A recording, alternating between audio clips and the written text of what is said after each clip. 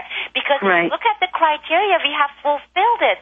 I mean, even the TSA, and in that part, I truly agree with Peter. Maybe we are seeing too much of this desensitization. People, they're like, they no longer react. My mother and I and my father, we were leaving the airport in Iran during the Khomeini regime, okay? And we went through the security checkpoint because they didn't want anyone to take any currency, any money out of the country because everybody was running away. And this was our, basically, flight to go back to our home country. And my father was a physician, so they wanted to take him back again to the war front. So anyway, they took my mother. Female, went through different security. And my mother was having her menstrual period cycle. I know it makes sound to some people something that we shouldn't talk about, but I don't have any problem talking about that. They had my mother pull down her clothes and her pants, and they had to shred her past, in front of us to make sure nothing was hidden. Oh, that's horrible. But what we are seeing today is not that much different. When you're going through these X-ray machines that they have this, and where is the outrage? And people are still saying, they are waiting for this martial laws. Or they're saying, if Peter is having his radio show, if Naomi is writing her book, if Sibel is going and talking to these reporters, we are doing great. See, they are not arrested. Are you being arrested? That means we are doing perfectly fine. What would you tell those people, Naomi? Well, what I would tend to say is that if you look at history, open societies don't close down in a heartbeat or overnight. That it's a very gradual process, which is why I love the title of your show, or the metaphor that you used when you opened the segment. The boiling water. If you look at Germany in 1933, there were many newspapers, there were journalists, people were criticizing the regime. People were, outspoken, and then what happens is a gradual, silencing in various ways. And, the minute Obama has the power of preventive detention, which really he's claimed, so he has it, he just hasn't done it yet, formally. Although holding these guys indefinitely is the same thing. But, all it takes is one journalist to be the subject of that preventive detention, and then what happens historically is that people start to censor themselves. I have been hearing from journalists across the country, or activists. Activists I speak to just assume that their phones, their communications are not secure, that I've heard various forms of harassment, mail tampering, COINTELPRO type stuff. So do most people hear about this? No, because the mainstream media doesn't cover it, and I think people are reluctant to talk about it. But I think to anyone who would say that, yes, the window has been closing, and I still think we're at a place where if enough people push back, we can regain our liberties and more. But it's just not the case that an open society closes down like the March on Rome. It's not going to be one day you wake up and it's martial law. It's going to be more like last November, 3 units were redeployed from Iraq to somewhere in the United States, and we don't know where. So in the next quote-unquote national emergency, they can be redeployed, by the president, because of the Defense Authorization Act of 2007, and then we'll wake up and there they'll be, and then we won't even be having this conversation.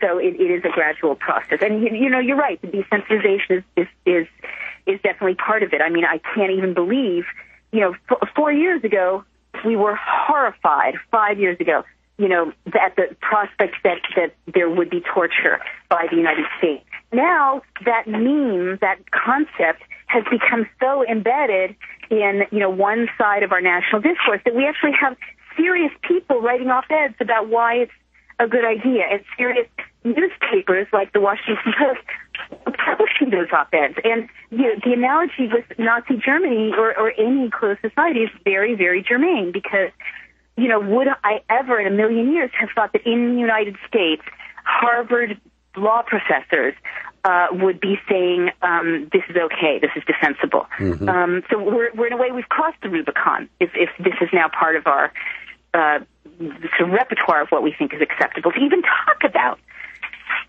And Naomi, to your point a few minutes ago, one of the things that I've been doing, and I have a little better access than the average person to members of Congress, but when I have the opportunity, and I have looked Barbara Boxer, my liberal California senator, in the eye and said, give me back my Fourth Amendment rights.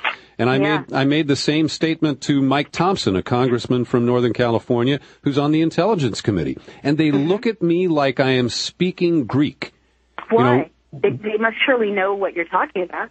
Nobody else mentions it to them. And so they seem like they make it seem like it's coming from left field. Wow. And when I follow up and explain that the Fourth Amendment, should preclude the wiretapping that was started under Bush that continues unabated. They're intercepting every phone call and every email. What they do with it, we don't know. But that continues, and we are blocked from litigating our constitutional rights by the phony assertion of the state secret privilege and this phony amnesty that was granted in the FISA reform of 2008. See, I don't even know that last thing you're referring to. The amnesty to the telecommunications companies, right? Yeah. So we can't sue them because we don't have standing, and so it's a circular piece of logic that prevents us from really reestablishing our constitutional rights. Right. You're right. You've just spelled it out in a hideously, suicidally depressing way, and you're absolutely right. I must say I'm embarrassed on Barbara Boxer's behalf to hear that she looks at you as if she doesn't understand what you're talking about. But when you spell it out that you're referring to wiretapping, doesn't she, have the courtesy to sort of say that she knows what you're saying? Yeah, I mean, she acknowledges the issue, but she'd rather talk about health care. Right. So, look, Naomi, it's the abyss. We know that you're all of us pushing back. We know that you're very busy and you have some kids to take care of. So I want to thank you for your time. But if you could tell us how people could find out more about the democracy retreats and the other things that you're doing. Yeah, that is a very hopeful note to end on. I didn't want to end on this note of complete sort of despair, because that way we can't fight back. What I would direct people to is the Woodhull Institute, WOODHULL,